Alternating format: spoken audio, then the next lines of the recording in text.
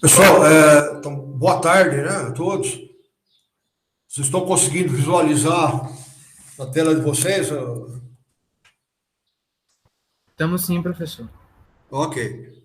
Pessoal, então na aula de hoje, né, nós vamos continuar falando aí de tratamentos térmicos e vamos entrar nos tratamentos conhecidos como isotérmicos. Bom, então, só para a gente terminar, né, a parte de revenimento, né, então vocês lembram que o revenimento era um tratamento térmico que é realizado após o material ser submetido à têmpera, né? Então, quando ele é submetido à têmpera, forma martensita. Essa martensita, ela é muito dura, né? Frágil. Então, na maioria das ligas, né? Tem que fazer o revenimento para amolecer essa estrutura e para ela apresentar uma ductilidade maior. Aí nós vimos que a temperatura, né, de revenimento influencia, né, nas propriedades mecânicas da liga, à medida em que eu aumento, né, a temperatura, ocorre uma mudança, né, na estrutura da martensita revenida. Vocês lembram que com o revenimento ocorre a decomposição da martensita, né? Aí passamos a ter uma matriz de ferrita contendo partículas de cementita. À medida que aumenta a temperatura, né, vocês lembram que vai ocorrendo o coalescimento da cementita, aumenta o tamanho, né, as partículas de cementita diminuem de número, ok? Com isso, a resistência mecânica, a dureza cai e a ductilidade aumenta, ok? Bom, então vamos tratar um pouco mais de detalhes, né? O que acontece quando um aço é submetido a um revenimento, ok? Então, temperaturas mais baixas, né? De 200 a 300 graus, né? Até 350 graus. Bom, então é o seguinte, né? Nessas temperaturas menores,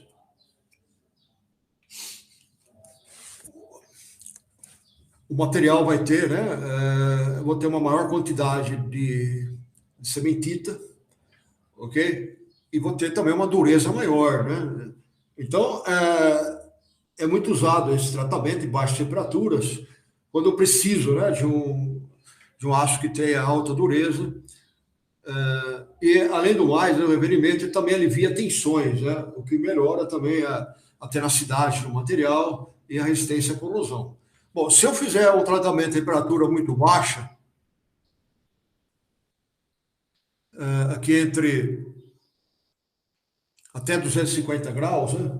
Então, para aquelas ligas que têm baixo teor de carbono, até 0,2% de carbono, praticamente não ocorrem mudanças na martensita, né? Vocês lembram que a martensita tem uma estrutura tetragonal de corpo centrado, ok? Nessa temperatura relativamente baixa, né? E se eu tiver baixo teor de carbono, não vai chegar a ocorrer uma difusão significativa dos átomos de carbono a partir da martensita, né? Que é aquela estrutura tetragonal de corpo centrado, ok?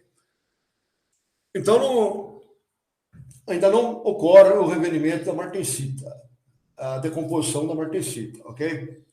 Bom, ora já para aquelas ligas que têm teor maior de 0,2% de carbono, aí vai ocorrer uma difusão parcial dos átomos de carbono para fora da martensita.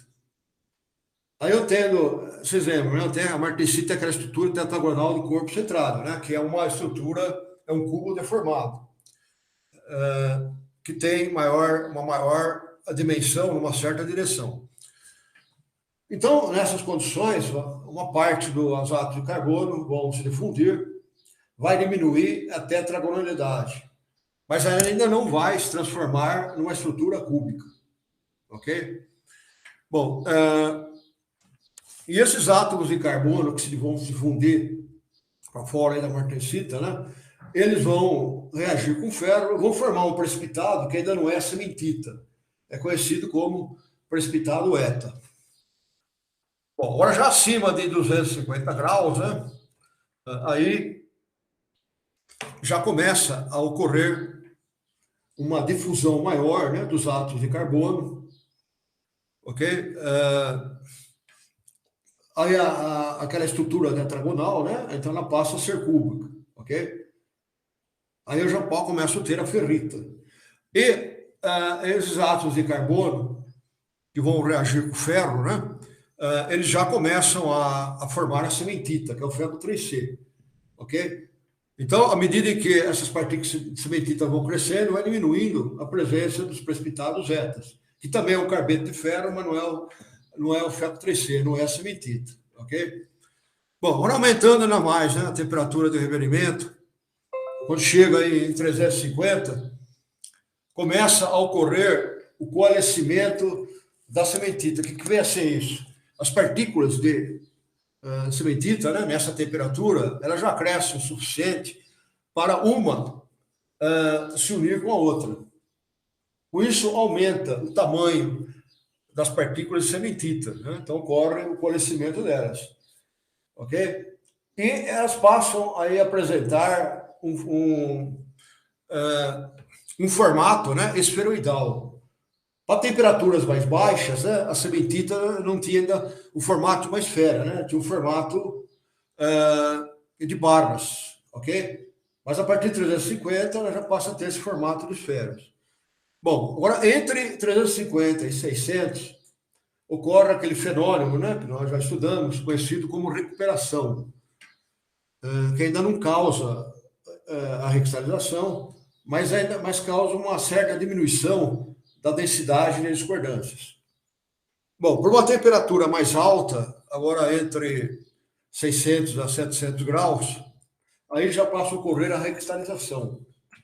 Okay? Com isso, né, são formadas grãos menores, né, tem refino de grãos.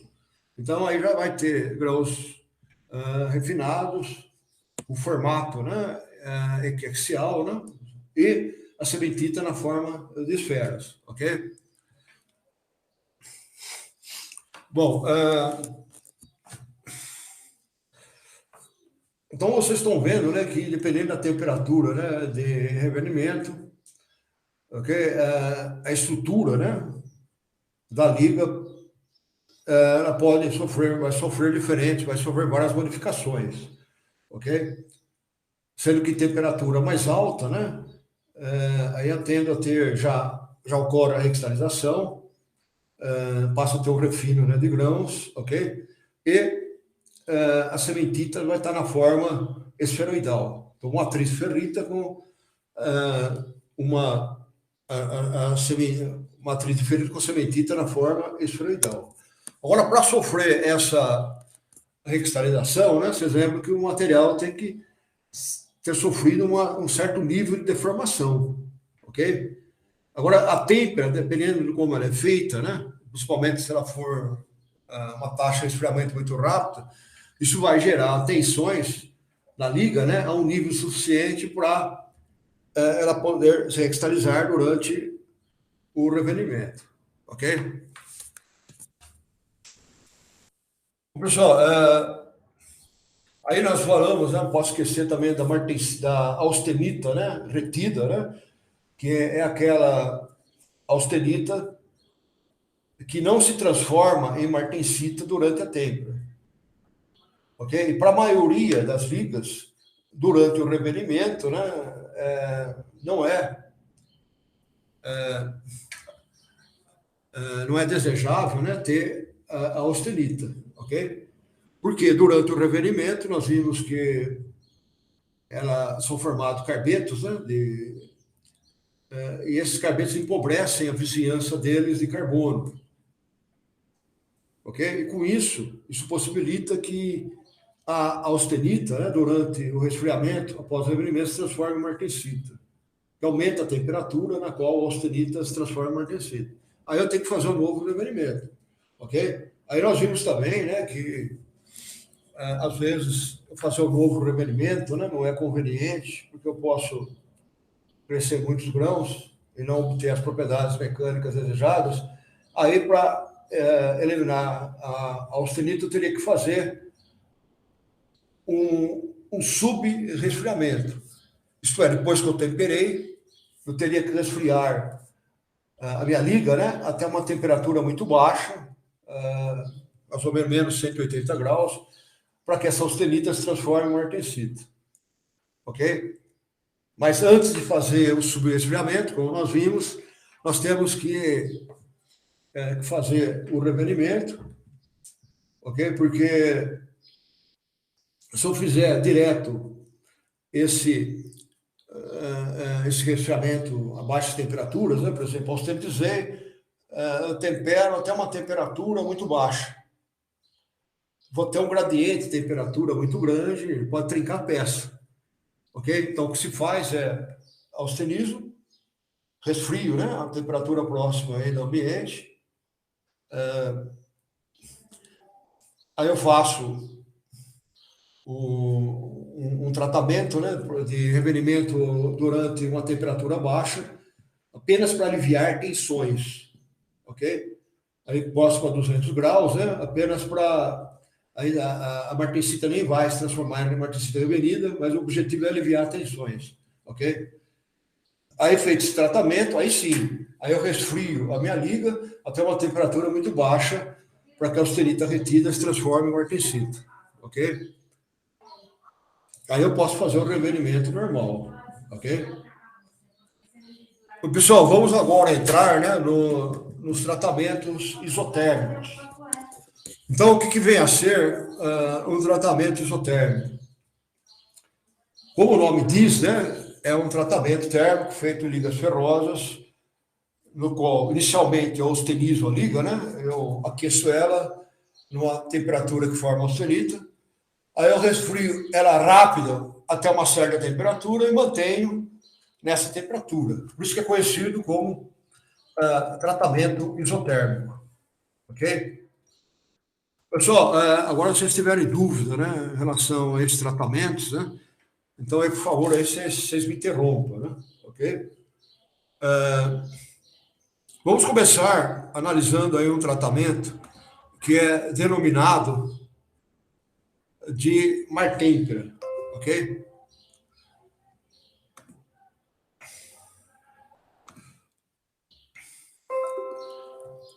Pessoal, então a Martempera é o seguinte, né? Eu austenizo a liga,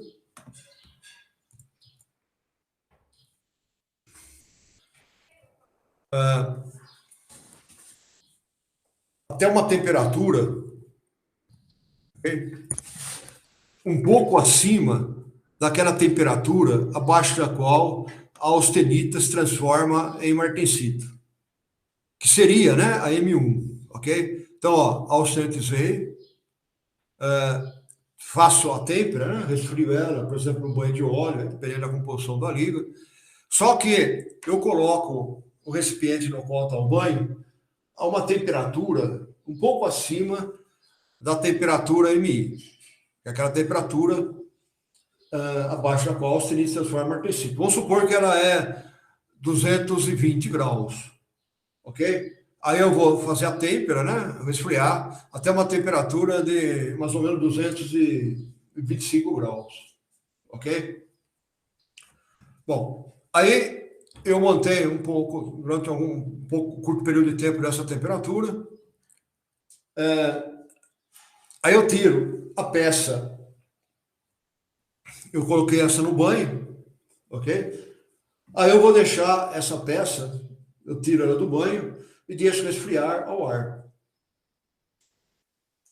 Ok? Até chegar numa temperatura abaixo de MF, para que toda a austenita se transforme em martensita. Aí eu faço o revenimento.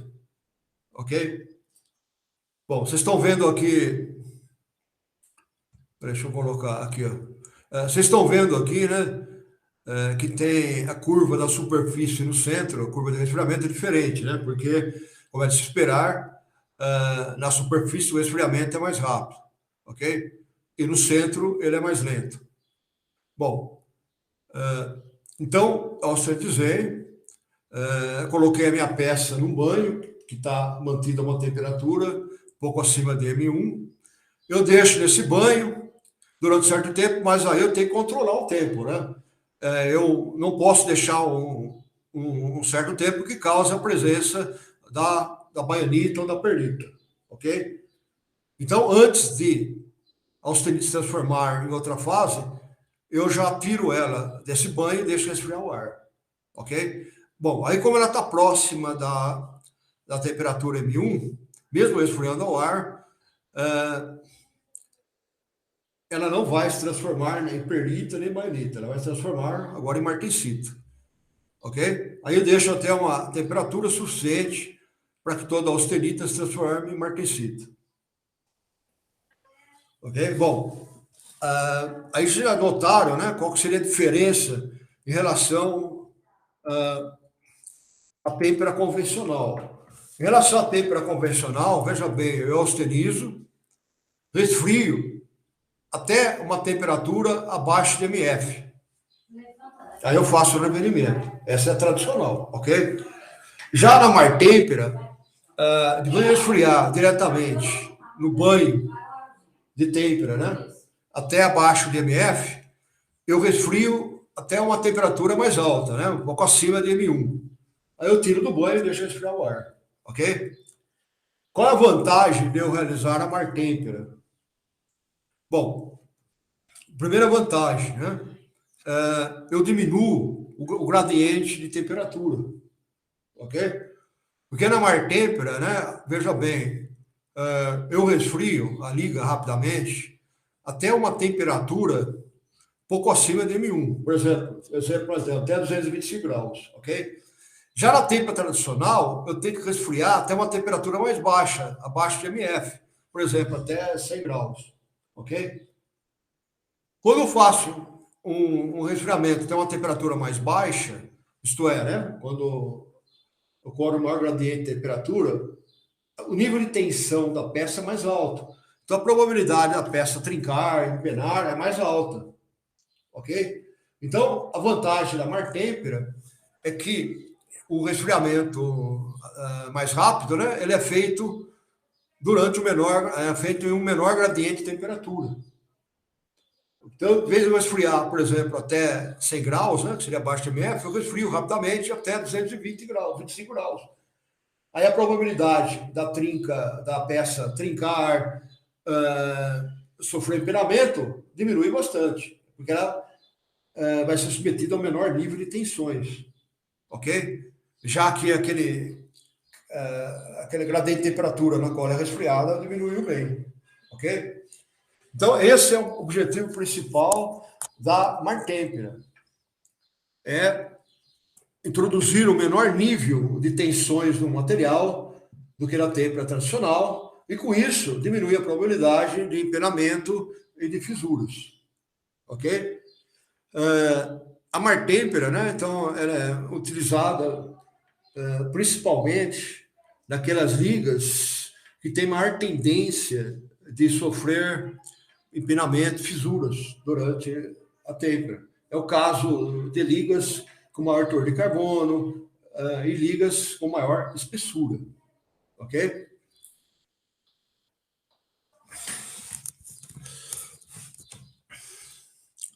Pessoal, até aí vocês entenderam como é feita a martêmpera e qual é a principal vantagem aí da martêmpera?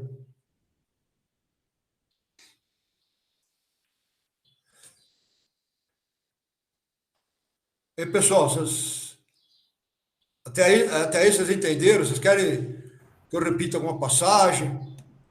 Por mim, tá tudo certo, professor. Ok, qualquer dúvida vocês me interrompem, tá? Bom,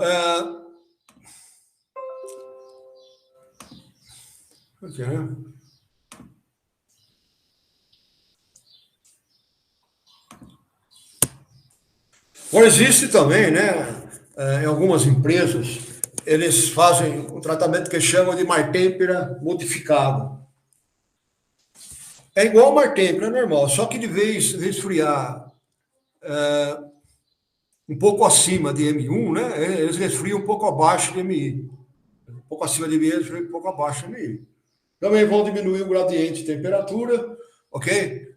Mas aí diminui bastante, ainda mais, né, a possibilidade de formar, da austenita se transformar em outra fase, principalmente aí na baianita, ok? E com isso, há uma maior possibilidade, né, de se obter uma liga com maior dureza, ok?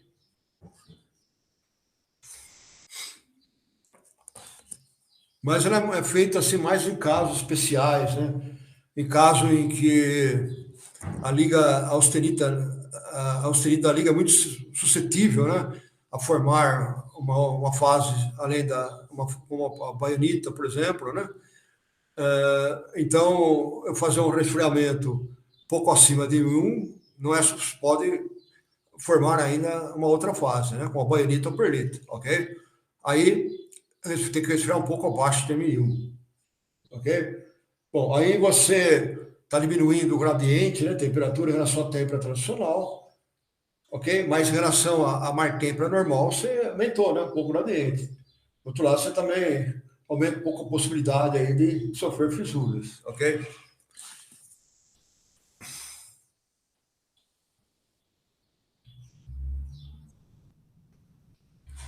Bom, quando eu realizo, né,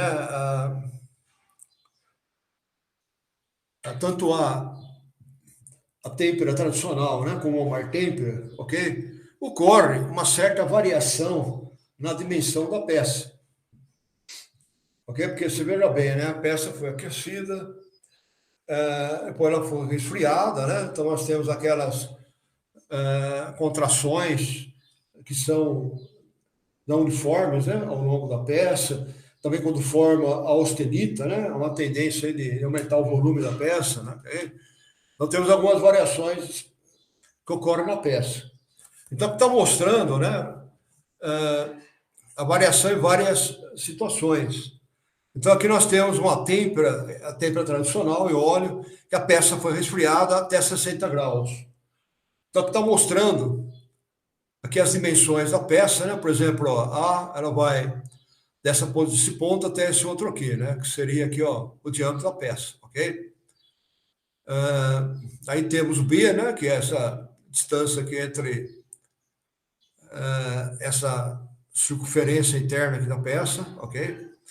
Bom, então na têmpera tradicional, o A aqui vai sofrer uma variação, né, de 0,21 milímetros, ok? Né? O B também vai ter, todas as dimensões dela vão ter alguma variação.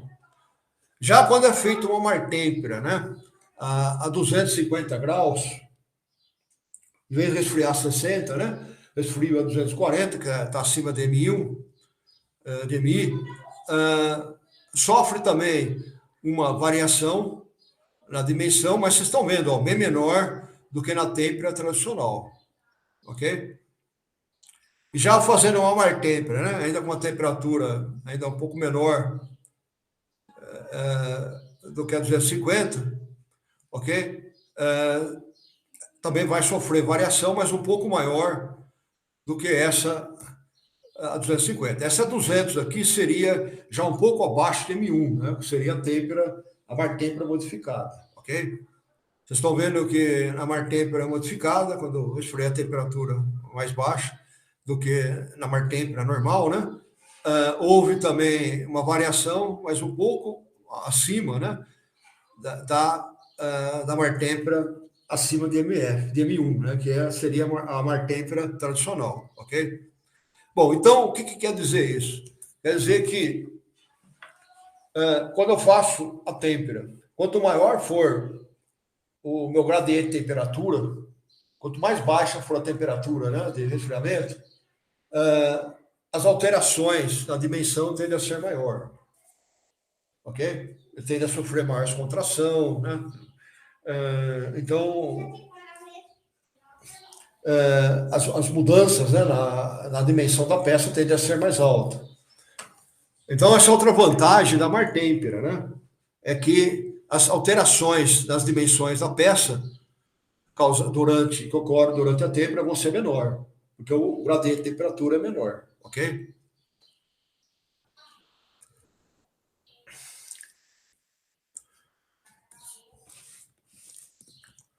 Bom, então aqui está comparando agora, né? Uma têmpera em água em revenimento, feita em duas condições, né? Então, está comparando ela com a martêmpera e revenimento. Bom, então a têmpera e água é revenimento, uma condição deu 53 de dureza, Rock C, e a outra 52, né? Repetiu, né? Um ensaio com 2 amostras de mesma composição. Bom, e ainda é frágil, então o alongamento é praticamente zero. Isso é a peça, né? Essa medida foi feita na peça após ela ser temperada e submetida a um certo revenimento. Obviamente foi um revenimento em baixas temperaturas, né? Por dar uma ductilidade baixa. Bom, aí, nas mesmas condições de revenimento, mesma temperatura, mesmo tempo, e com uma peça com a mesma amostra com a mesma composição, foi feito a martêmpera. Foi feito também obteve em 2, repetiu esse ensaio, né, em 2 peças. Aí vocês notam que a dureza praticamente não sofreu mudanças em relação à temperatura nacional, mas a resistência ao impacto aumentou bem, ok? Ela quase dobrou, né? Passou de entre 1,7 a 1,9, 3,9 a 3,3. Então, aumentou, ok? Isso, por que aumentou a resistência ao impacto? Porque quando eu realizei a martêmpera, como eu diminui o gradiente de temperatura, né? Na qual a peça é esfriada rapidamente, eu introduzi menos tensões na peça. E ao introduzir menos tensões, a peça acabou tendo maior tenacidade, né? Maior resistência ao impacto, ok?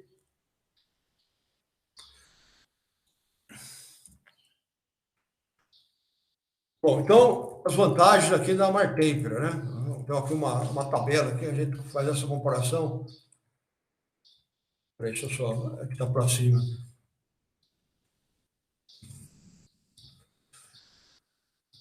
Aqui para...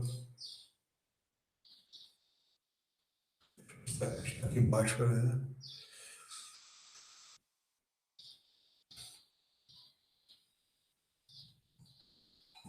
Bom, então, a vantagem da martêmpera, né? Bom, primeiro, eu vou ter uma menor probabilidade da peça sofrer fissuras, empenamento. Segundo, vou ter uma peça mais tenaz. E terceira vantagem, as alterações da dimensão da peça vão ser menor, ok? Isso diminui a usinagem, né? A necessidade de usinagem, ok?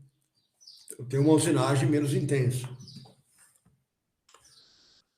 Pessoal, então agora vamos falar, né, da outro tratamento térmico que é denominado de Austempera agora, ok?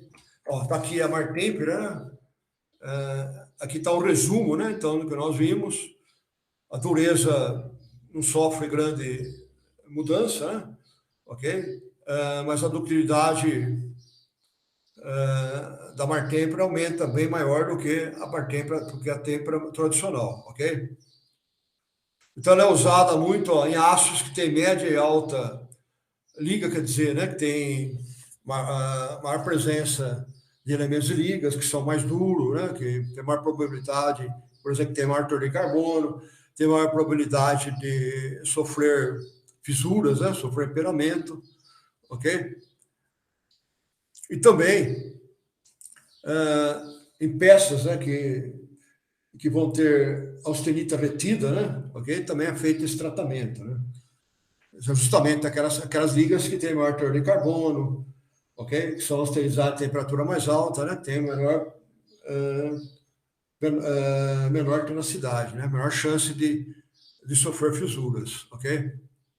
Bom, vamos agora, né, falar sobre a Austempera. Bom, a Austempera é um tratamento isotérmico que tem como objetivo formar a baionita. Ok? Então, ó, veja bem, né? Enquanto na martêmpera, né? Ó, o resfriamento ele é feito um pouco acima, né? GM1, e depois, antes de formar uma nova fase, eu resfrio o ar.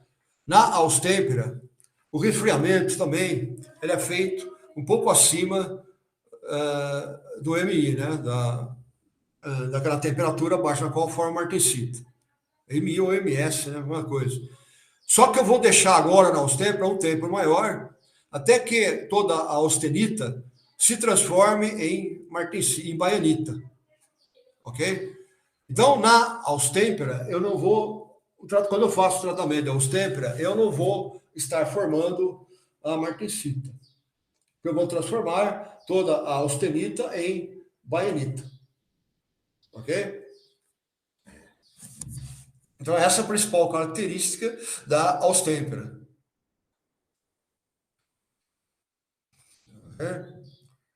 Bom,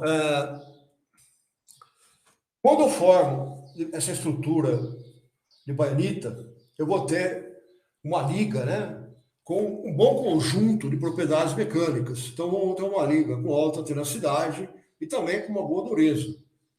Uma boa...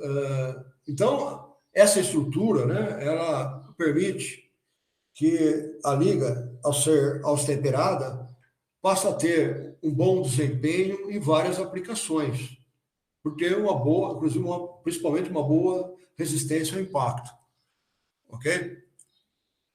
Bom, então, o processo, né, consiste inicialmente, eu deixo minha liga em uma temperatura acima da temperatura que tem o superior, que vai formar somente a austenita. Aí eu resfrio ela rápido, né, até uma temperatura na região de formação da baianita, né, entre 250 a 400 graus. Ok? Geralmente é em torno de 400.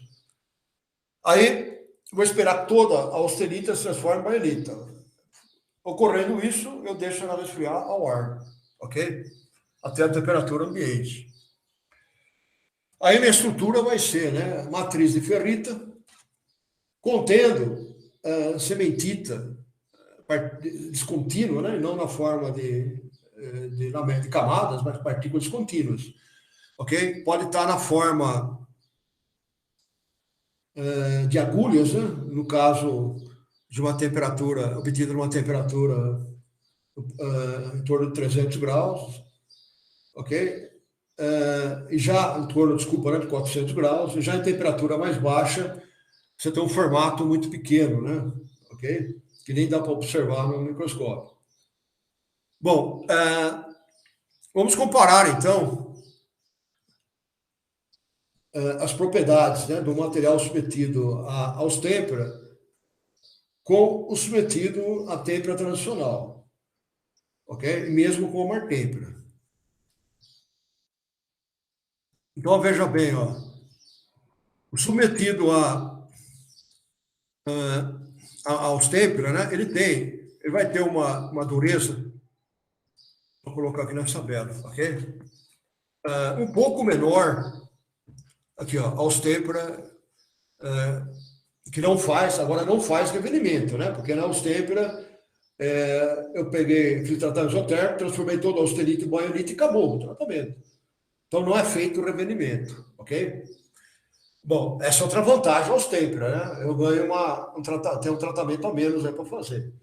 Bom, então a dureza, como vocês estão vendo, ela diminui, né, um pouco em relação à têmpera tradicional. Aqui repetiu esse ensaio, né, para 2 amostras, então os resultados são próximos. Mas, em compensação, a resistência, o impacto aumentou bem.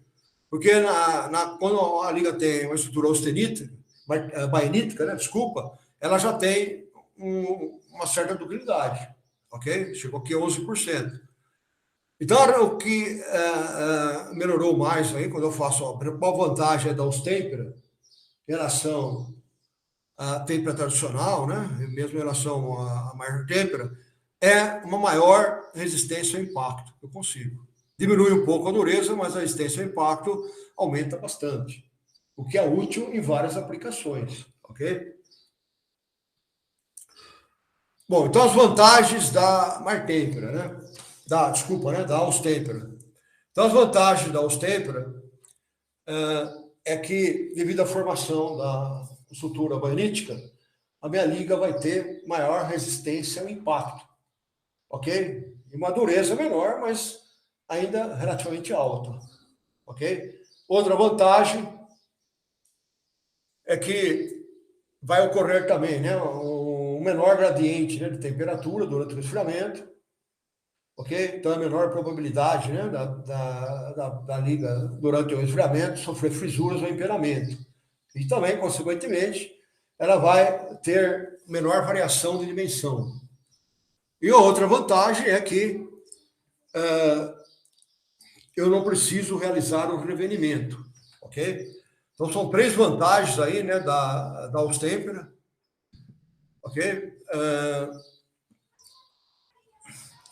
Que são importantes, né, para várias aplicações. Bom, agora qual que é a desvantagem dela, né? A principal desvantagem da Martemp é que ela só pode ser realizada para ligas que têm determinadas características, determinadas composições.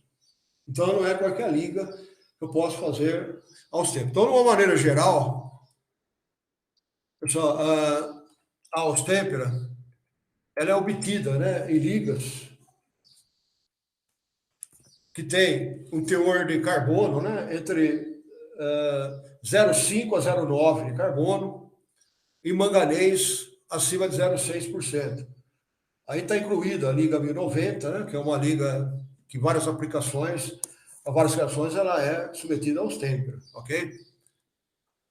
Bom, já com aço com teor de carbono mais alto, né, acima de 0,9, o teor de manganês tem que ser abaixo de 0,6, ok? Agora, aços carbono com teor de carbono muito baixo, aí tem que ter um manganês muito alto. Então, vocês estão notando aí, né, que nas ligas que podem ser submetidas aos tempera, quando elas têm um teor baixo de carbono, tem que ter alto de manganês. E o teor mais alto de carbono, menor teor de manganês, ok? Aí tem várias ligas aqui, né, com aços comuns, que podem ser submetidos aos tempera. Também, né, com aços, ligas que tem vários componentes, elementos de ligas, né? Aí está o aço 4140, né, o 4063, etc. Bom, mas a menor maneira de eu determinar, né, se a minha liga pode ser submetida aos temperas, se eu vou formar, se vai ser viável, né, a formação da baionita, é consultar o diagrama de transformação tempo-temperatura da liga. Só que tem vários exemplos desses diagramas, ok? TTT. Bom, então nós temos aqui,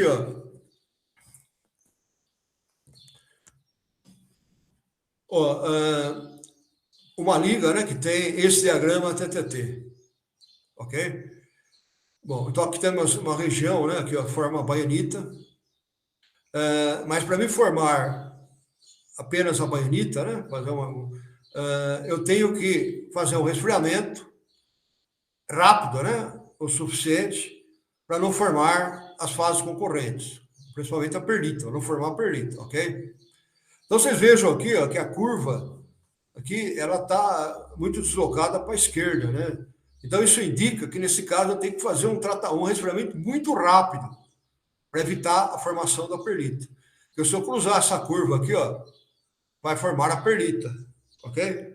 Então a liga que tem essa curva é inviável fazer aos tempos, porque o resfriamento tem que ser muito rápido. Eu teria que resfriar em água com gelo, por exemplo, ok? Aí a peça tende a trincar, né? A não ser que seja uma peça muito fina, né? Ok? Bom, já esse outro caso aqui, praticamente, né? Eu não consigo formar a baianita, né? Porque qualquer taxa de resfriamento que eu faço, eu já vou formar, já a perlita, ok? Que é a ferrita mais cementita, né? Formando aqui a perlita, ok? Aqui não tem jeito. Bom, nesse outro caso aqui, ok? Veja bem, né?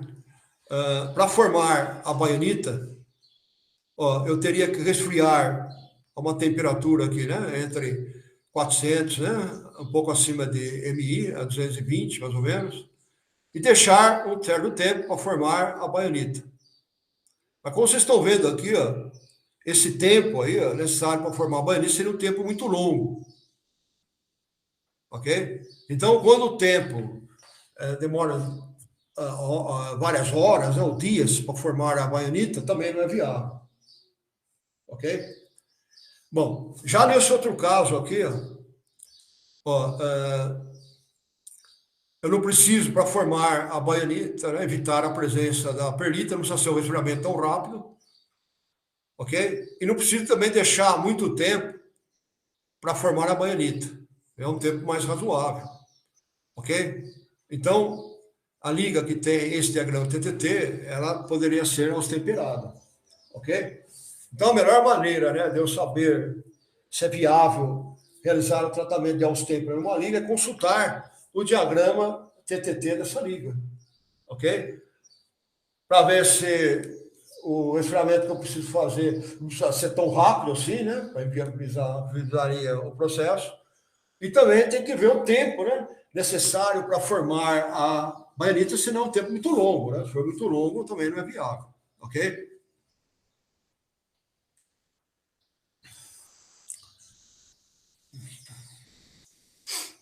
Pessoal, vocês entenderam aí o que foi dito sobre a austêmpera? Entenderam como ela é feita, as principais vantagens? Deu para entender sim, professor.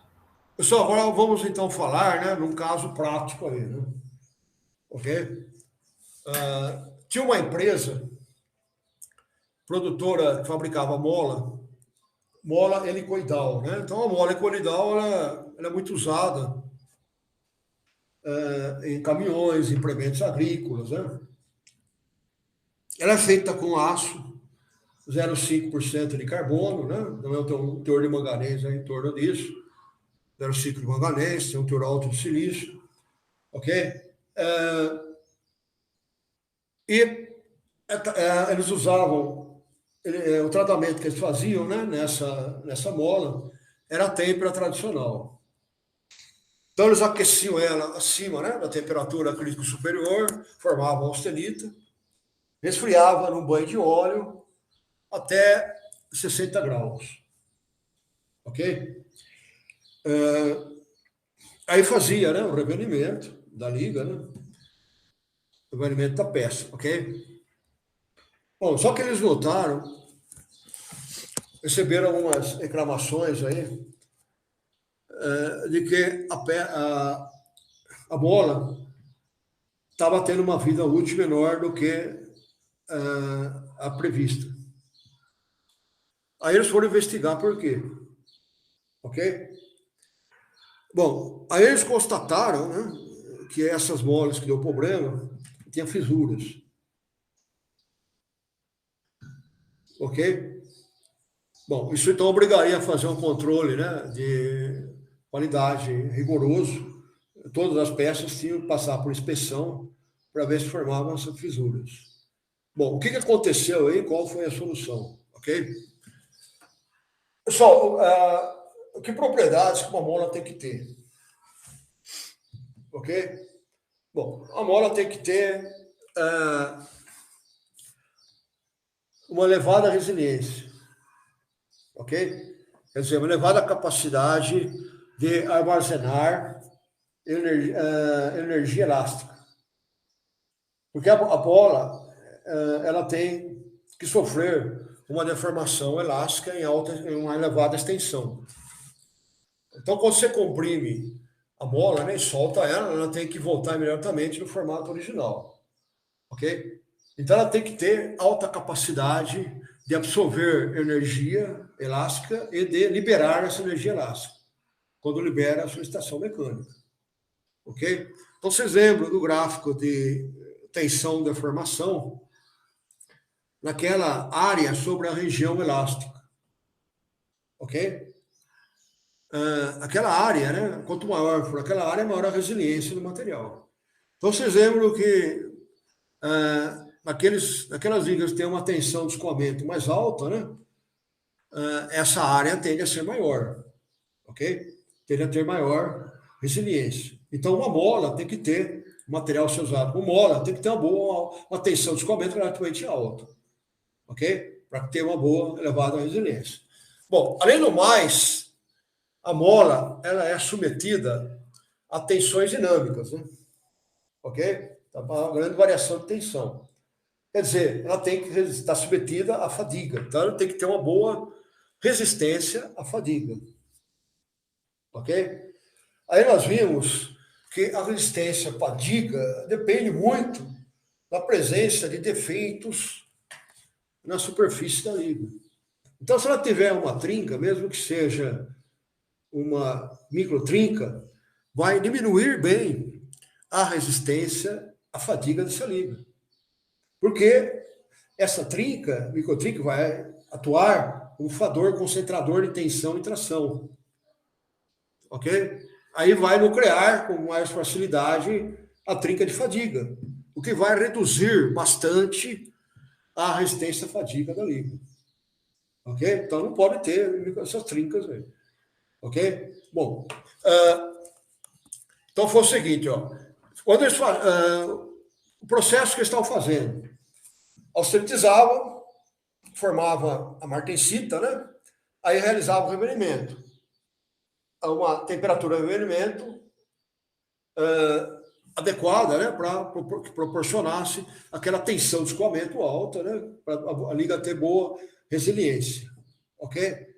Mas acontece que esse resfriamento até 60 graus estava dando problema. Em várias ligas ele estava, várias bolas, né? Ele estava causando fissuras. Ok? Bom, qual seria a solução, então? Realizar um tratamento que resulte também numa alta tensão de escoamento, ok? Mas que não resulte na formação dessas fissuras, dessas trincas. Bom, qual a maneira, então, de eu diminuir a possibilidade de ocorrer essas trincas? Uma maneira é diminuir o gradiente de concentração, de temperatura. Ok? Bom, além disso, se eu formar uma estrutura baiolítica que tem uma alta tenacidade, né, alta capacidade de absorver energia, eu vou ainda diminuir ainda mais a probabilidade de formar essas trincas. Qual é esse tratamento, então, que eu teria que fazer? Ok? Seria aos tempra para formar a baionita. Bom, aí analisaram o diagrama TTT dessa liga, né? E viram que daria para fazer aos tempra. Não demoraria, não precisaria fazer o resfriamento tão rápido assim, e não precisava deixar muito tempo para formar a baionita.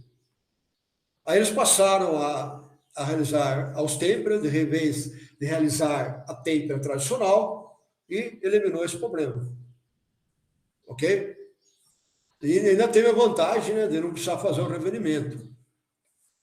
O que não, portanto, não aumentou o custo da peça, até diminuiu. Ok? Pessoal, então isso parece assim, uma questão óbvia, mas não é. Ok?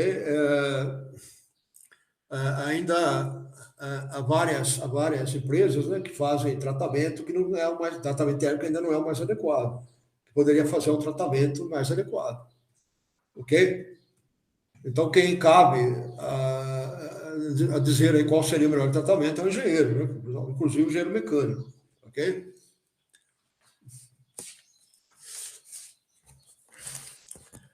Pessoal, então, vocês viram que a tempera tradicional ela tem os problemas, né? Alto gradiente, alto gradiente de temperatura, você introduz tensões altas, né? Dependendo aí da liga, e isso pode causar fissura e empenamento. Então, alternativas para amenizar esse problema, né? Evitar esse problema é a martempra ou aos tempra, ok? Dependendo, se for possível, aos tempra até melhor. Agora, a não ser que uma liga exija alta dureza que aos tempra não possa proporcionar, ok?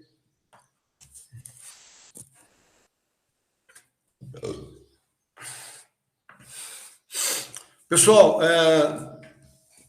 pergunto para vocês entenderam esse estudo de caso aí que eu falei para vocês? Vocês entenderam qual era o problema, né? E qual que foi a solução dele? Porque a Austeper aí foi o melhor caminho? Ficou claro isso, pessoal? Vocês querem que eu repita aí alguma passagem?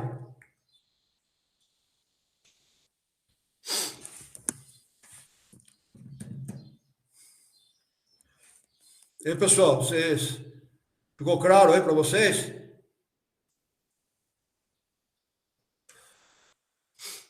Sim, professor. Ok. Bom, pessoal, então vamos falar agora, né, do outro tipo aí de tratamento, também classificado como isotérmico, que é conhecido como têmpera superficial.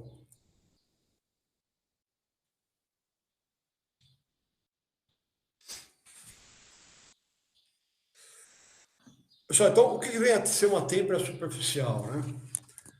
Como o nome está dizendo, na têmpera superficial, né,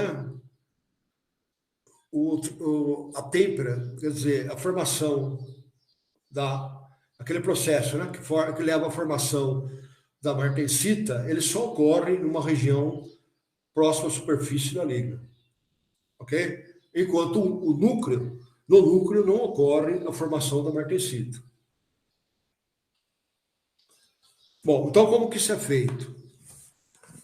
A liga, a superfície da liga, ela é aquecida para até uma temperatura que austenize a liga, acima, né, da temperatura crítica superior, que possibilite a formação da austenita. Ok? Bom, formou a austenita. Aí a liga é resfriada rapidamente para que essa austenita, né, não se transforme em perlita ou baionita e se transforme totalmente em martensita. Ok? Aí é feito o revenimento a baixa temperatura, né, geralmente a 200 graus, mas para livre tensão.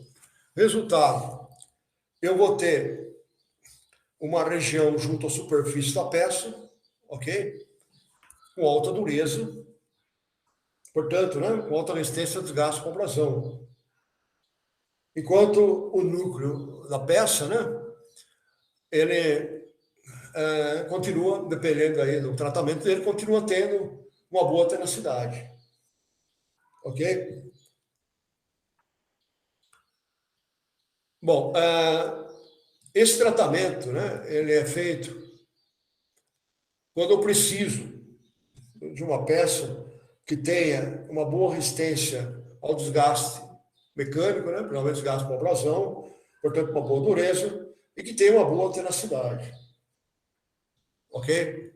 Então, como eu consigo que o material, que a minha liga tenha uma boa tenacidade? Então, eu posso fazer, por exemplo, um tratamento de cozimento por normalização. Então, inicialmente, né, eu introduzo aí uma deformação na minha liga, eu trabalho. Aí eu faço o tratamento térmico de normalização, refino aí bem os grãos, né, e vou ter uma liga com boa tenacidade. Ok? Bom, agora eu quero que a superfície dela tenha uma boa dureza. Aí como que eu faço? Consigo isso? Fazendo a têmpera superficial. Daí eu aqueço a superfície dela até austenizar. Aí eu resfrio rápido com água. Ok? E vou ter a martensita. Daí eu faço um revenimento a 200 graus, né? Aqueço só para livre de tensões.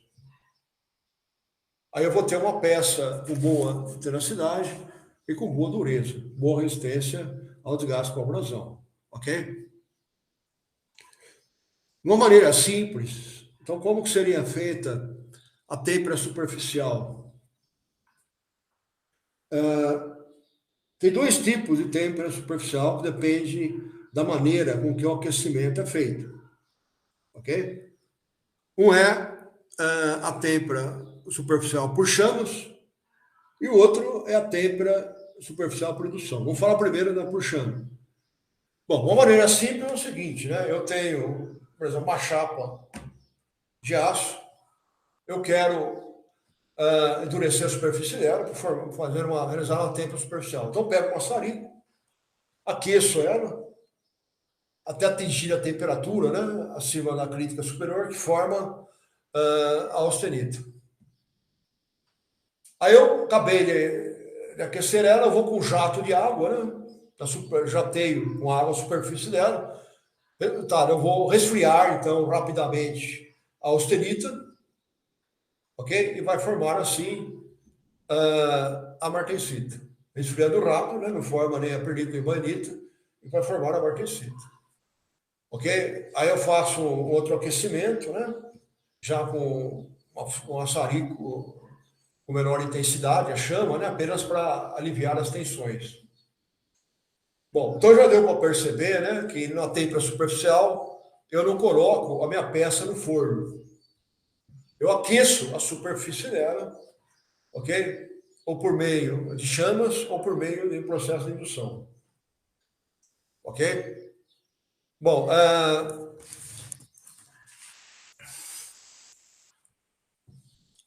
então aqui está mostrando uma engrenagem.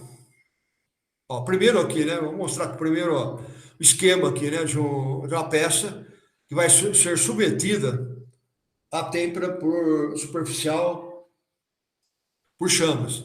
Então, o maçarico aquece ela austeniza, ok?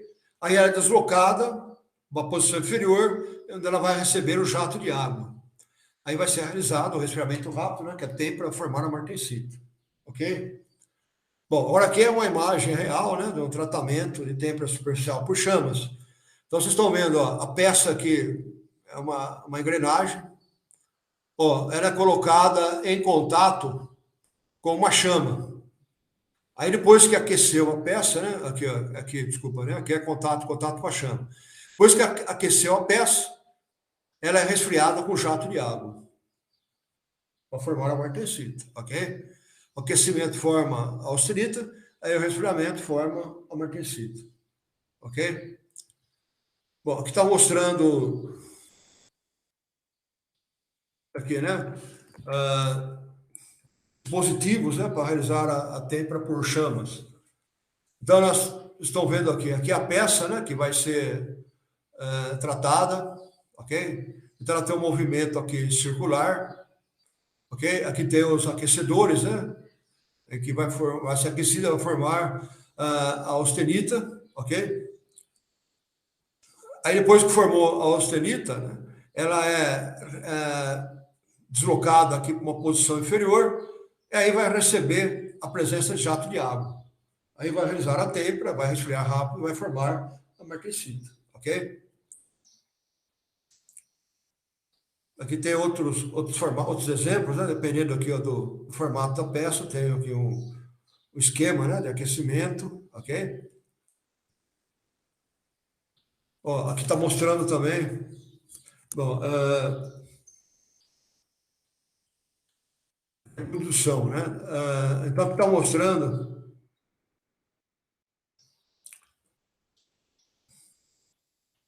o custo, né, relativo aí da peça por chamas, ok? Depois a gente vai falar. Então, a peça por chamas, né, ela é viável, aquecimento por chamas, né? A temperatura superficial por chamas, quando eu tenho uma quantidade relativamente pequena de peças diárias, ok? Já quando a quantidade de peças a serem tratadas for muito grande, né? Aí eu tenho que realizar o outro tipo de aquecimento, que é por indução, ok? Mas vou falar daqui a pouco.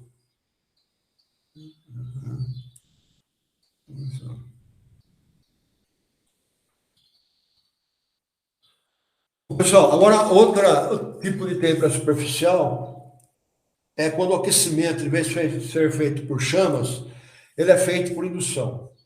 Bom, aí a peça é colocada, não em contato, né? Mas ela é colocada próxima de uma bobina de cobre, que é conhecida como bobina de indução, ok? Essa bobina, né, o fio de cobre, ele é conectado a uma fonte e corrente alternada. Ok? Aí, ó, quando passa a corrente na bobina, é formado um campo eletromagnético na bobina. Esse campo, ele é transferido para a peça. Quando ele é transferido para a peça, ok? Ele vai provocar o aumento da temperatura da peça. Ok? Aí passa a ter uma corrente, né, circulando na peça e a peça é aquecida. Ok? Então não existe aí uma transferência de calor, né, como é o caso de aquecimento por resistência. Porque o que é transferido aí é o campo eletromagnético. Aí ele faz passar uma corrente na peça e a peça é aquecida diretamente, né, sem ocorrer transferência de calor. Então é um meio de aquecimento bem eficaz, ok?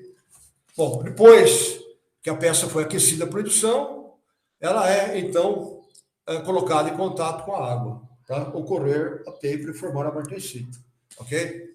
Então, aqui está mostrando, né, ó, a peça aqui sendo aquecida, a uma temperatura de oxidação, né? Vocês estão vendo que tem essa coloração amarela, né? Ok? E depois retira essa bobina e a peça é resfriada. E aqui também tem outra maneira aqui, ó. Esse é um componente aqui dessa peça, né? Que ele é aquecido por indução. Ok? Aqui tem diferentes tipos de espiras, né? Espirais usadas para aquecimento por indução. Ok? Então, dependendo, né, do tipo da geometria da peça, né, é usado também o tipo de espiras. Ok? Ó, aqui é a região que vai ser aquecida, né? Bom, a corrente que passa aqui na bobina, que é aplicada na bobina, ela tem uma certa frequência. Ok? Quanto menor for essa frequência, o aquecimento da peça, numa temperatura que permite a oxidação, vai atingir uma região mais profunda da peça. Daí a espessura dessa camada que vai formar a martensita, né, que foi austerizada, vai ser mais elevada. Ok? Então, por esse método aí, eu consigo controlar a espessura da peça, controlando a frequência da corrente aplicada. Ok?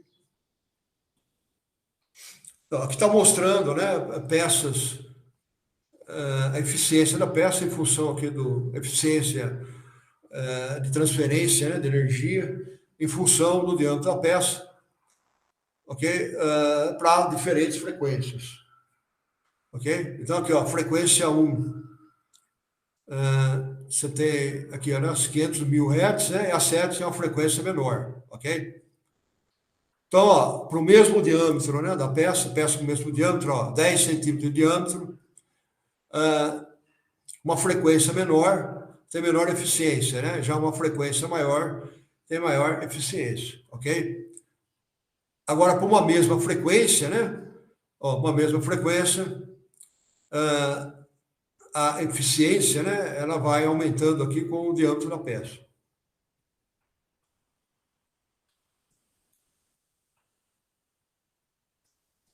Então, aqui está mostrando, né? Para ligas com diferentes teores de carbono, a temperatura de austerização utilizada. Bom, as ligas submetidas à têmpera superficial são geralmente ligas com médio teor de carbono, entre 0,3 a 0,6 de carbono.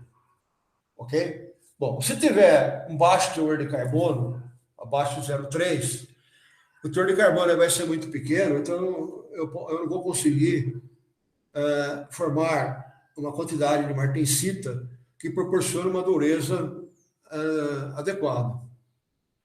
Ok? Então não compensa, né, realizar a têmpera superficial para peças com baixo teor de carbono, muito baixo, tá? De 0,3 para cima. Ok?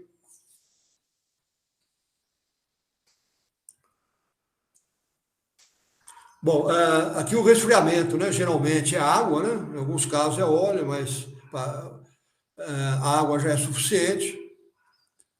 E aqui tem a dureza, né? Então vocês estão vendo que para peças que têm maior teor de carbono, né, a dureza ela aumenta no resfriamento em água. Quer se esperar, né?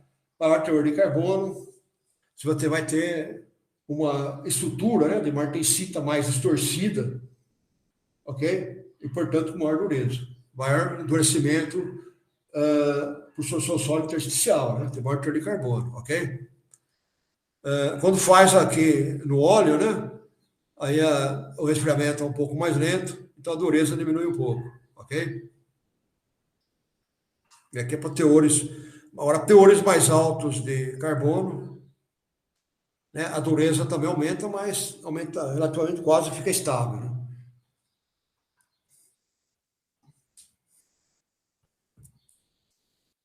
Bom, então, aqui voltando a esse quadro, né? Então, está comparando a relação custo-benefício da têmpera superficial com chama e têmpera superficial por indução. Então, como eu disse, né, para uma produção de poucas peças diárias, a chama seria mais vantajosa, e para um grande número de peças, o custo relativo da indução seria menor. Isso por quê? Né? Porque tem essa diferença. Olha, o equipamento para o processo de indução é mais caro do que chama. Então, o custo inicial é mais elevado por indução. Ok? Bom, mas por outro lado, se eu vou fazer um tratamento numa grande quantidade de peças, ok? Aí o tempo, né, é importante e por indução, né? Ela é até mais rápido que chamas, ok? Aí o fato de ter um tempo menor e de eu precisar, né, tratar de um grande número de peças por dia, né? Ok? Eu acabo então tendo uma economia que compensa esse investimento mais alto no equipamento, ok? Um exemplo aí de uma peça que é tratada por indução, né, que tem tratamento superficial por indução, é aquela hélice do liquidificador, ok? Ela é tratada, temperada por indução, ok? Porque o tratamento por indução, né, ele também ele permite, né, que você produza maior quantidade de peças, uma alta quantidade de peças. É o caso aí da hélice do liquidificador, né, que são fabricadas uma quantidade de peças por dia, ok? Então a peça é submetida, fica por perto, né, de uma bobina, a bobina transfere o campo eletromagnético para ela, passa uma corrente nela e ela aquece, ok? Aí a bobina é removida e ela é resfriada com água. Ok? Então, isso permite, né, que o processo seja bem altamente automatizado, com alta produtividade. Ok?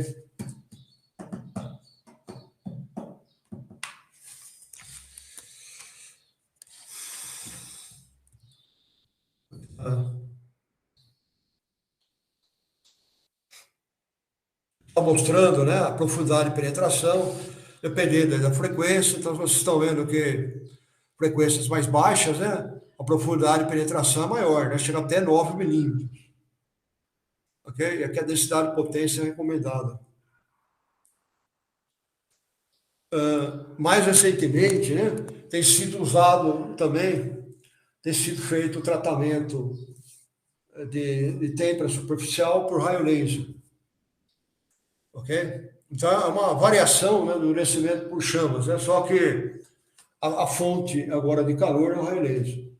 Aí, nesse caso aí, né, inicialmente tem que fosfatar a peça, né, quer dizer, aplicar uma camada de fosfato no aço para facilitar a absorção da energia do laser, ok? Bom, aí feito isso, a peça é exposta ao laser, aquece e depois é resfriada. ok? Aí você pode também variar a potência do laser, né? E com isso varia a profundidade da absorção do calor e vai variar, portanto, a profundidade, né, da camada que tem martensita, ok?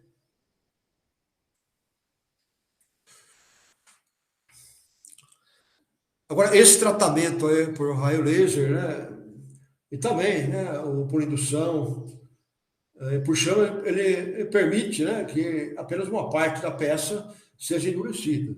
Eu tenho peças que eu não tenho, eu não preciso, eu não quero endurecer toda a superfície dela.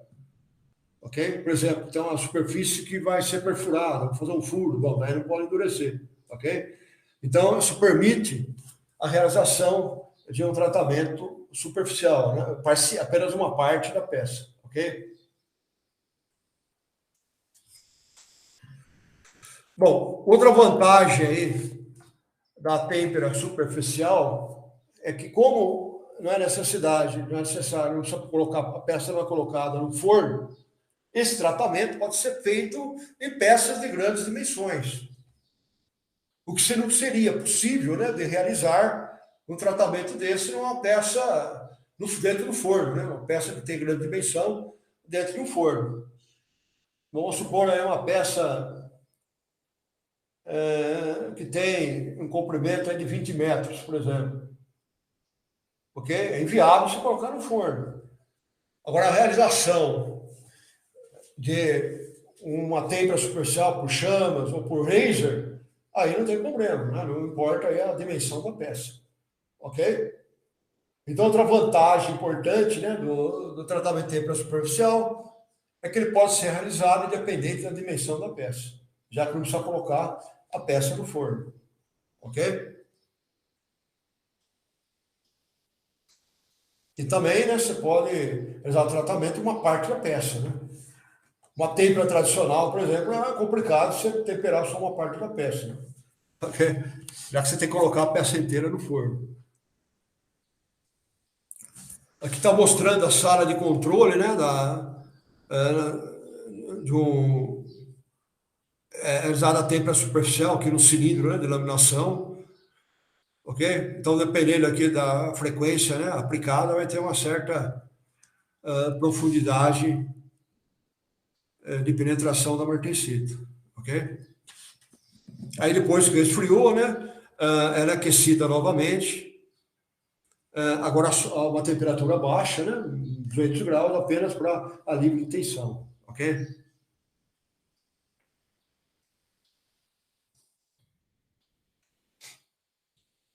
Pessoal, vocês têm alguma pergunta aí a fazer em relação à têmpera superficial? Ficou claro aí as vantagens, desvantagens?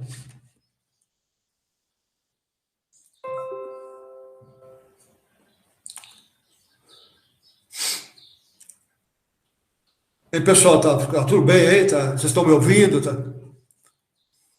Eu tô sem dúvida por enquanto, professor, tá tudo certo.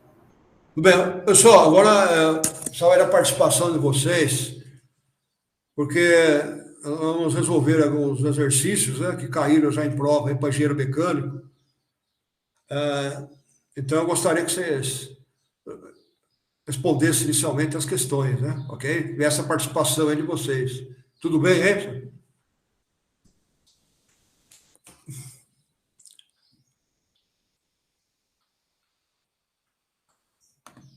Pessoal, então vamos ver algumas questões. Bom, então essas questões caíram aí quando ainda tinha, né? Prova para engenheiro mecânico, né? Da Petrobras.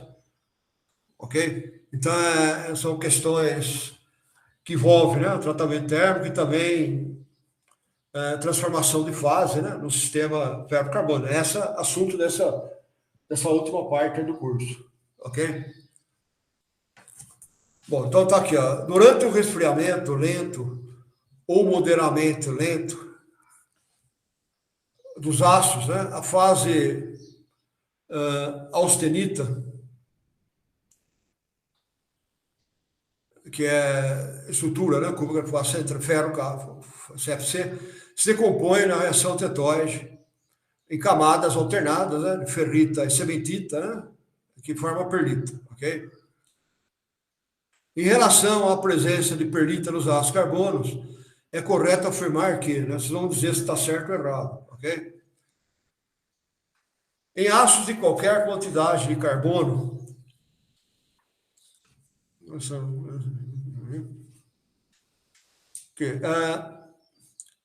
desde que em resfriamento fora das condições de equilíbrio.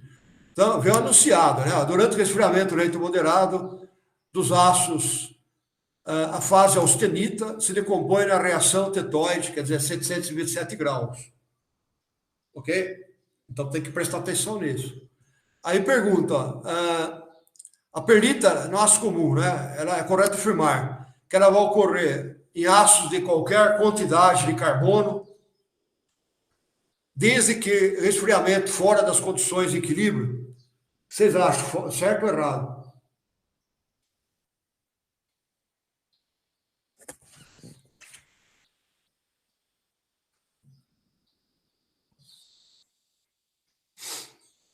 Ei, pessoal, vocês estão me ouvindo?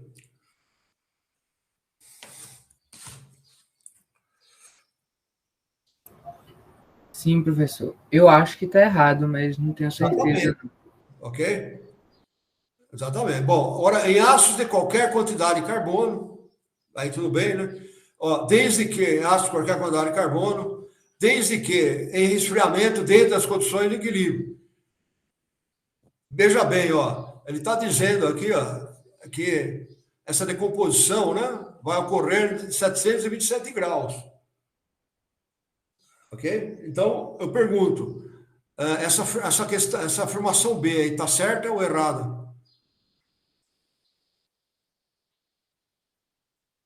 O que vocês acham?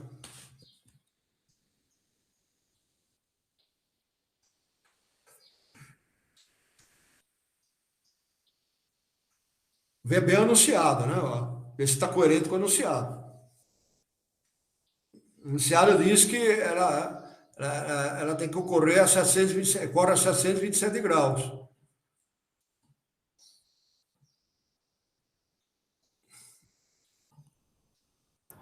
Professor, o Fábio falou no chat que estava errado.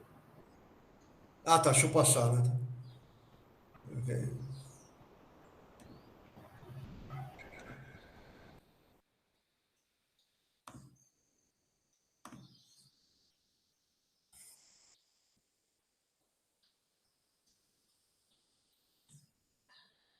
Bom, então o Lucas falou que está certo, né? Vamos ver, né? O Fábio falou sim, né? Ok. Bom, é o seguinte, né? Veja bem. Diz o anunciado que é a transformação que vai ocorrer na temperatura tetóide. Agora, essa transformação na temperatura tetóide, que é 727 graus, né? Da austenite perlita, ela só ocorre quando o resfriamento é muito lento. Quer dizer, nas condições de equilíbrio. Ok? Porque fora das condições de equilíbrio, ele vai, essa transformação vai ocorrer abaixo de 727 graus. Ok? Então, essa está certa. Aí, se vocês não concordarem, vocês me avisam. Ok?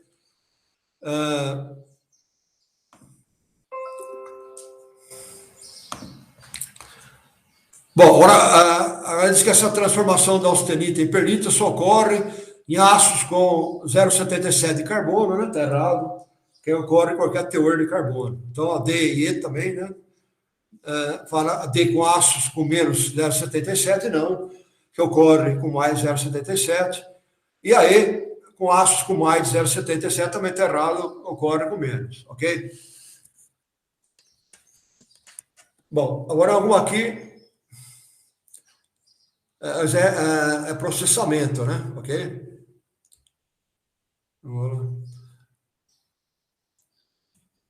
Bom, ó, uma mola helicoidal será fabricada a partir de um arame de aço, por processo de enrolamento a frio. Assinale a opção caracteriza, respectivamente, as propriedades mecânicas da matéria-prima, né, que é o arame, ok?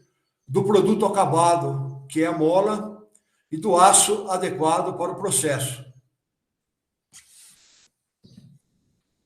Ó, então vamos ver. Então uma mola helicoidal será fabricada a partir de um arame, né, de aço que vai ser enrolado a frio, ok? Então ela vai ter que sofrer uma deformação, né? Tem que ser uma certa ductilidade aí. Bom, assinar a opção ó, que caracteriza exclusivamente as propriedades mecânicas da matéria-prima. Bom, primeiro, né, vamos analisar isso. Ó. O arame, ele vai ser enrolado, ok? Então, o que eu falei, ó, ele tem que ter uma boa ductilidade, ok? Senão você não consegue enrolar ele, né? Vocês concordam, né? Se não concordar, você me avisa, ok? Bom, as propriedades mecânicas agora da mola. Aí, como nós dissemos, a mola tem que ter boa resiliência, ok? Além de boa fadiga, né? Aqui diz resiliência, então tá aqui, ó, resiliência, ó, ductilidade e resiliência. Então já matamos que é essa daqui, ok? Agora, aço comum com 0,4, né? É um aço que pode ter também boa ductilidade, né? Por exemplo, um aço que tem 1% de carbono, aço comum, aí não dá para ter boa ductilidade, ok? Então seria aqui a B. Não, desculpa, né? É a B, ok? Bom, agora envolve tratamento térmico. Pessoal, o próximo assunto, né, que nós vamos falar é de carbonetação, né? É quando uma peça ela é colocada em contato com o meio que tem carbono.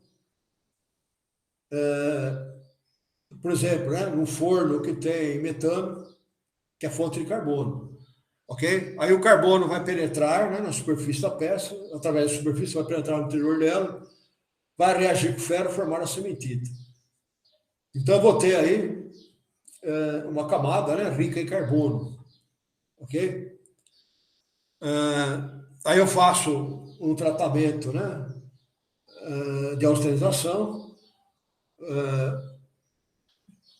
forma austenita, né, nessa região rica em carbono, daí eu resfrio, e nessa região rica em carbono vai formar a martensita. Então, eu vou ter uma região bem dura, uma camada bem dura com a camada cimentada, ok? Que é conhecido também esse processo como carbonetação. Quer dizer, carbonetação seria a introdução, né, de carbono numa região próxima à superfície da peça, com o objetivo de endurecer ela.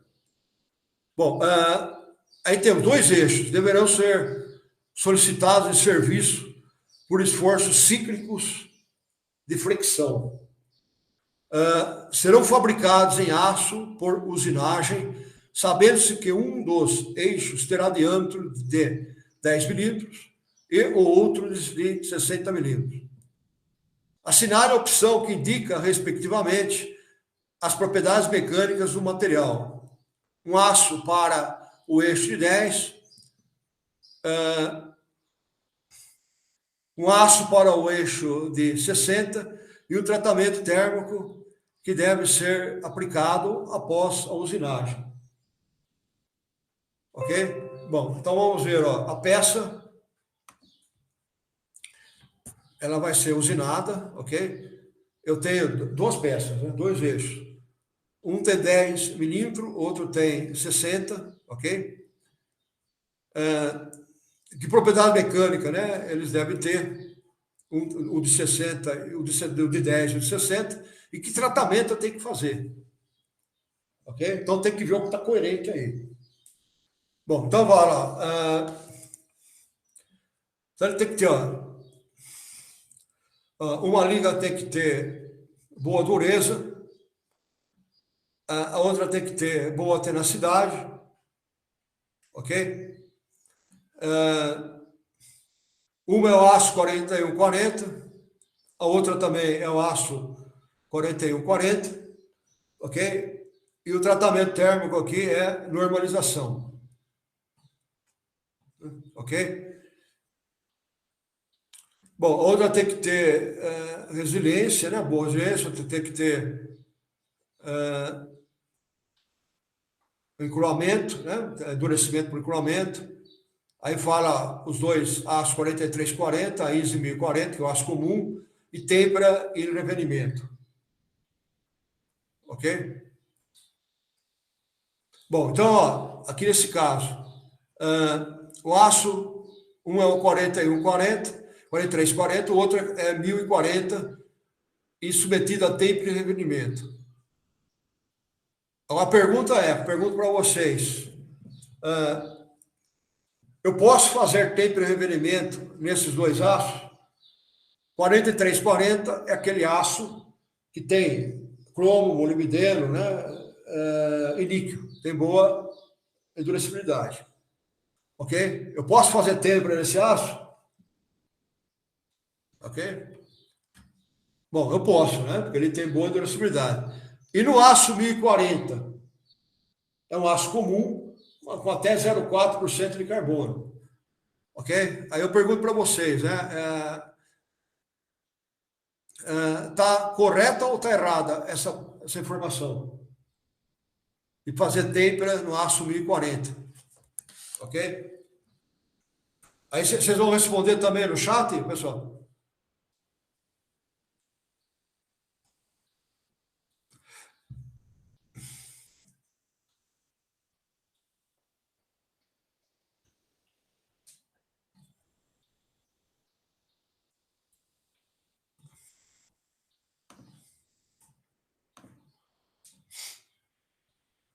Pessoal, então essa pergunta aí, né, que foi feita, né? Eu posso fazer têmpera e revenimento no aço 1040, tá certo ou errado?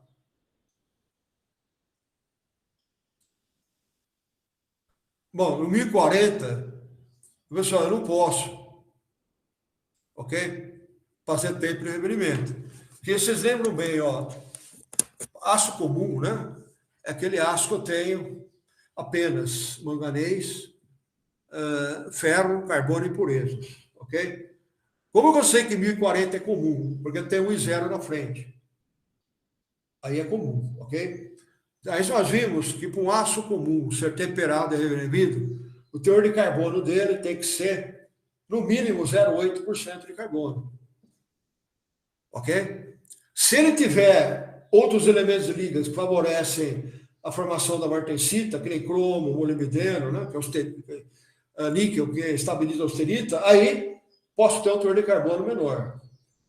Mas, se ele não tem esses elementos ligas, ele é um aço comum, aí o teor mínimo de carbono teria que ser 0,8. E 1040 eu não posso. Ok, pessoal? Então, voltando aqui, ó.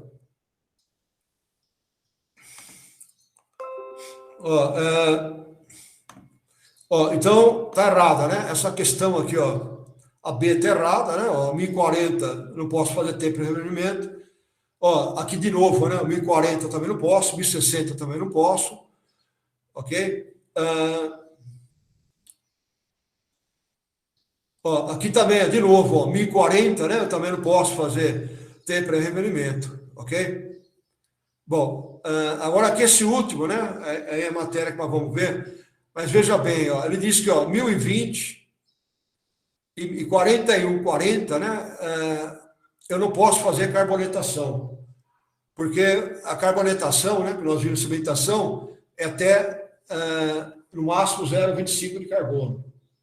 Então, 4140 tem mais 0,5% de carbono. Eu não posso. Então, a alternativa aqui é essa primeira. Ok? Então, seria os dois, né? Pode ser 4140 e pode ser submetido à normalização. Ok? É recozimento, né? Por normalização, eu posso aplicar qualquer aço, né? Ok?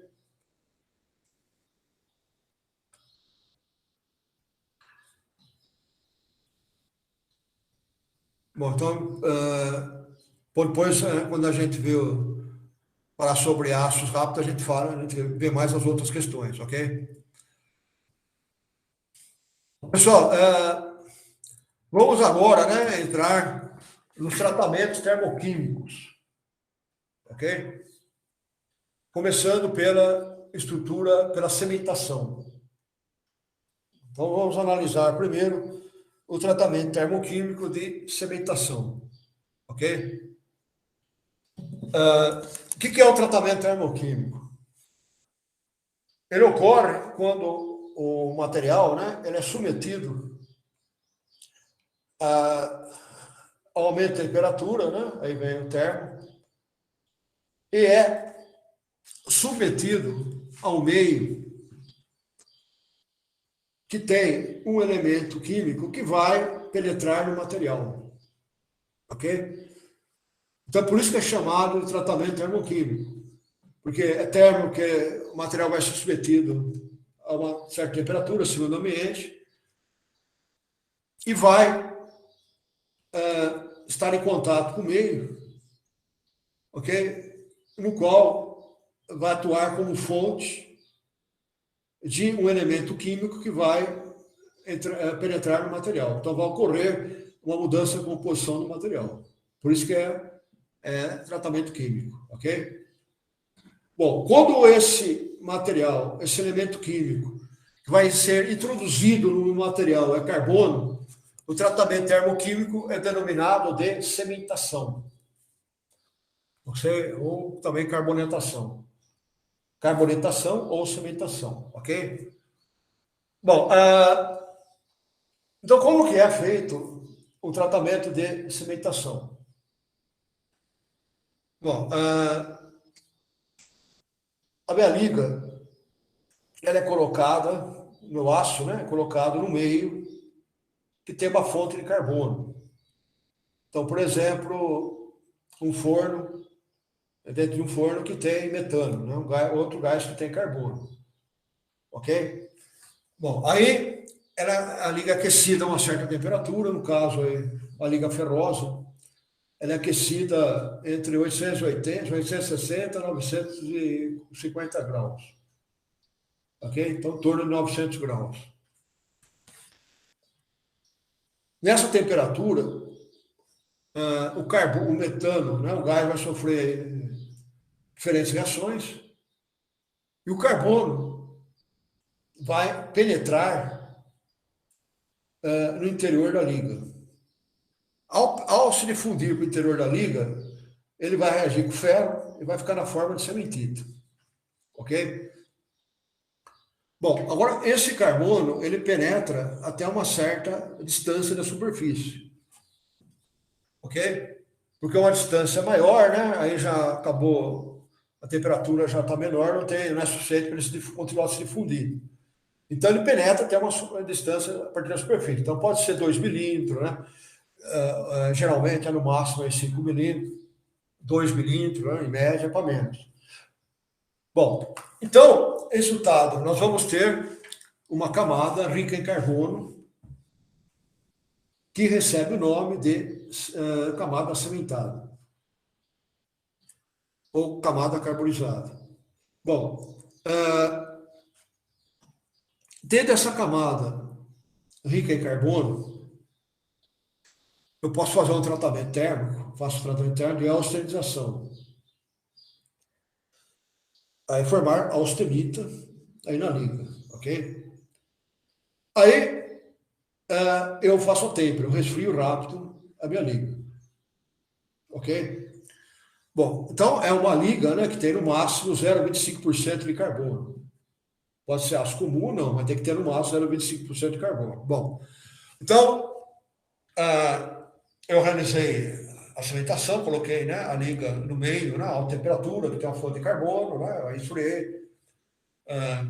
Aí eu vou aquecer de novo a uma temperatura de austenitização, acima da crítica superior. Ok? Bom, aí formou a austenita.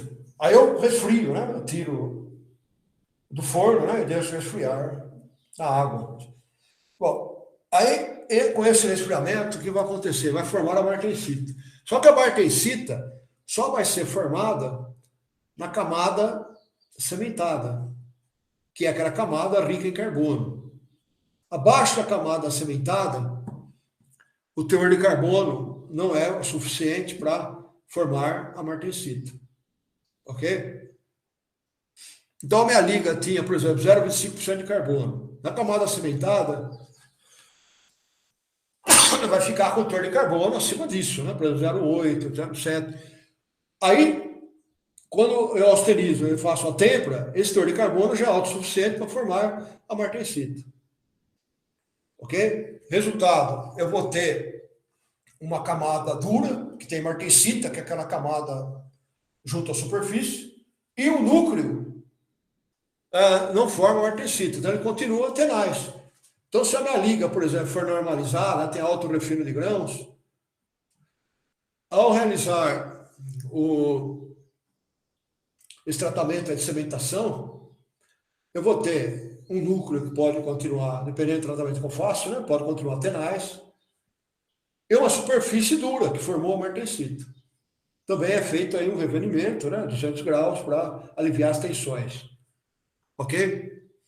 Então, esse tratamento é muito usado em engrenagens, porque eu vou ter um material altamente resistente ao impacto, né? E, por outro lado, também com alta dureza superficial. Ok?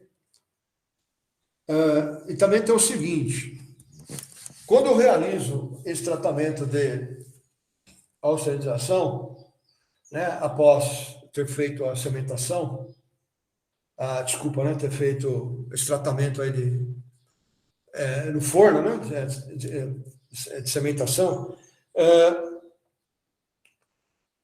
eu posso também recristalizar a minha liga. Porque, veja bem, ó, eu coloquei ela no forno, realizei a cementação, resfrio. Ok? Então, quando eu resfrio, eu vou introduzir tensões na liga. Ok? Porque vai formar martensita, né, na superfície, ela quer se expandir, né? Então gera tensões. Ok? E essa tensão, essas tensões que eu introduzi na peça, é suficiente para causar a cristalização, para permitir que a peça sofra a cristalização. Ok? Então, veja bem, aqueci a peça, né, 900 graus, coloquei a peça junto com uma fonte de carbono, formei a camada cimentada, ok? Aí eu resfrio ela, né? Eu posso resfriar o ar mesmo. Chega no ambiente, eu aqueço ela novamente a uma temperatura que austeriza a peça, ok? E durante esse tratamento de austerização, vai recristalizar os grãos. Por quê? Porque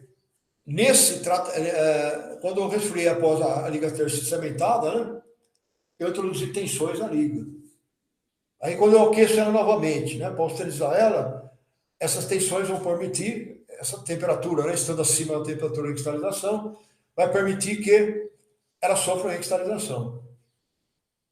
Ok? Então, eu posso fazer diferentes tratamentos térmicos após a liga ter sido cimentada. Eu vou falar isso depois. Ok? É uma têmpora direta, têmpora simples ou dupla têmpora. Dependendo das propriedades que eu desejo. Ok?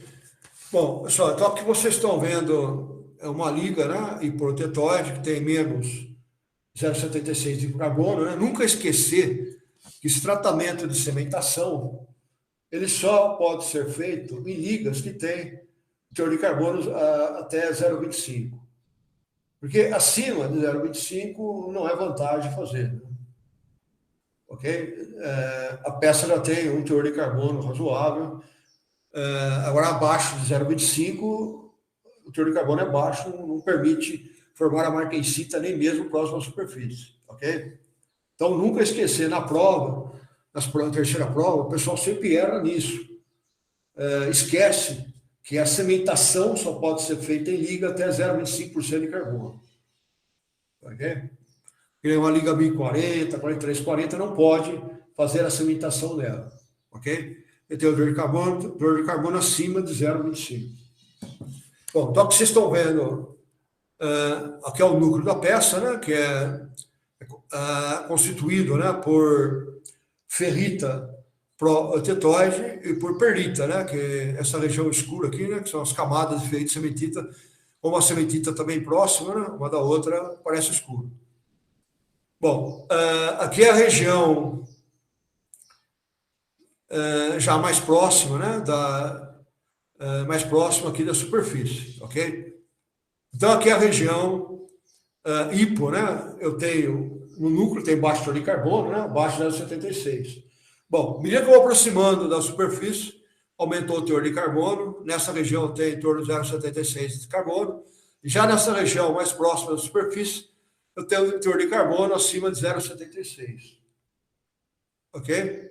Então, são aqui, ó, nessas regiões aqui, né, principalmente na hiperotetóide, é que eu vou ter um teor de carbono alto, suficientemente alto para formar a martensita. Ok?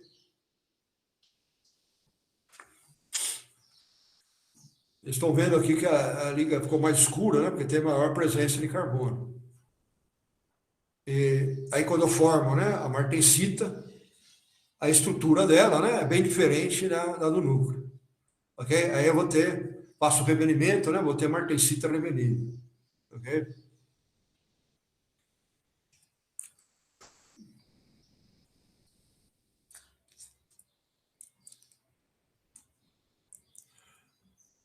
Pessoal, então, há três tipos, né, principais de cementação. Então, há a cementação sólida, né, ou cementação em caixa, a cementação gasosa e a cementação líquida. Ok? Bom, na cementação sólida, né, nós vamos fazer uma introdução dela, né, depois vamos continuar aí na próxima aula. A peça é colocada numa caixa metálica, como vocês estão vendo aqui, e é envolvida por pó de carvão, carvão moído. O carvão, na verdade, é uma mistura, né, de carvão moído geralmente com carbonato de bário.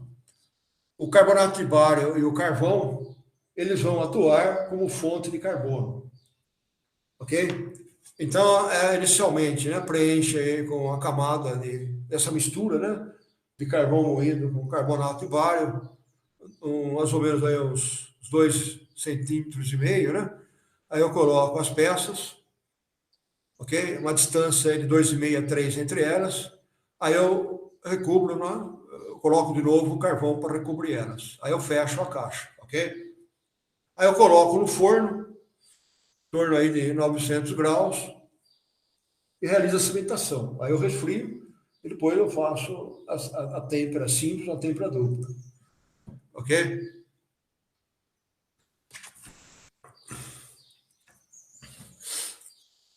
Pessoal, então esse, né, é o processo aí de cimentação, né, mais simples que tem. É o que é o mais barato, né, também, né, porque o custo do equipamento é menor, né? Você tem apenas um forno e uma caixa de metálica, ok? Mas aí nós vamos ver, né, na próxima aula, né, as desvantagens é que eu demoro um tempo relativamente grande, né, para aquecer a peça, depois para resfriar ela. Quando eu retiro a peça, eu preciso do carvão, preciso limpar, né? Ok? Então, é um processo que tem uma menor produtividade, ok? Então, pessoal, vocês querem então fazer alguma pergunta aí, né, na hora sobre o assunto de hoje? Então, chegamos no final da aula. Aí na quinta-feira a gente continua falando aí da cimentação. Professor, eu não tenho dúvida sobre a aula de hoje, mas eu tenho dúvida sobre o relatório que o senhor pediu para a gente fazer. Sobre o relatório? Porque, assim, na real, é uma dúvida sobre os dados que o senhor passou Isso. nas instruções. Eu queria saber se aquele valor, os valores de carga que o senhor botou na tabelinha ali, eles são... Se eles estão... Por exemplo, deixa eu compartilhar a tela aqui rapidinho. Posso? Pode. Deixa eu botar aqui certinho para o senhor ver. Pronto. Estou compartilhando. O senhor está vendo? Não, deixa eu ver. Deixa eu ver se eu estou. Não encontrei. Abre a Achei. Pronto, Achei. maravilha. Achei agora. Eu queria saber se esses valores aqui, esse valor aqui, por exemplo, ele é 12,7 newtons ou 12.700 newtons? Deixa eu ver aqui. Não, é 2,7.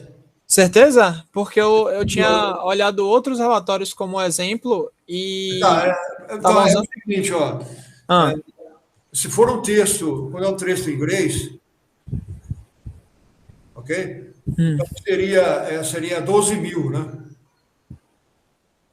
Newtons. Ok? Agora, como é o texto em português, aí é vírgula. tá Aí você bom. tem que pegar, né? Ver a área, né? Sim, Ok? já tiramos. Dá em metros, né? Isso. Aí seria newtons por metro quadrado. Aham, Ok? Aí é só fazer essa divisão. tá bom. Era só isso mesmo. E calcular o delta L, né? Pelo L0, aqui que é a deformação. Já calculamos também. A dúvida era se a gente estava interpretando certo esses dados aí, mas fora isso tá tudo ótimo. Isso, agora, ó, veja bem, né? Ah, Você vai ter tensão em Newton por metro quadrado, aí vocês têm que converter em megapascal. sim, já convertemos também. Não, então tá certo, ok?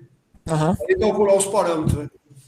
É o para... Como é o nome, meu Deus? O módulo de elasticidade, professor, qual é a unidade dele, você sabe me dizer? Que a gente está usando... A gente ia usar gigapascal, só que ia ficar um número meio pequeno. Então, porque como é um número muito grande, né? Então, é megapascal. Megapascal, né? Esse, quando é um número muito grande, eles dão em gigapascal.